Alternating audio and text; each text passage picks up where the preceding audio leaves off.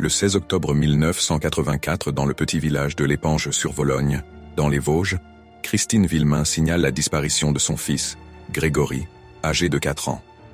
Quelques heures plus tard, le corps du petit garçon est retrouvé ligoté et noyé dans la rivière Vologne. Un crime impensable. Un enfant sans défense, assassiné de sang-froid. Mais l'horreur ne s'arrête pas là. Depuis plusieurs mois, la famille Villemain recevait des lettres anonymes, signées d'un mystérieux corbeau qui les harcelait, menaçant même de s'en prendre à leur enfant. Le meurtre semble être l'aboutissement d'une vengeance familiale. L'enquête devient un véritable cauchemar judiciaire. Très vite, les soupçons se portent sur Bernard Laroche, un cousin de Jean-Marie Villemain, le père de Grégory. Il est inculpé puis relâché, faute de preuves formelles. Mais Jean-Marie, persuadé de sa culpabilité, exécute Bernard Laroche d'un coup de fusil en pleine rue, en 1985. Un crime entraîne un autre crime. Les soupçons se tournent ensuite vers Christine Villemain, la mère de l'enfant.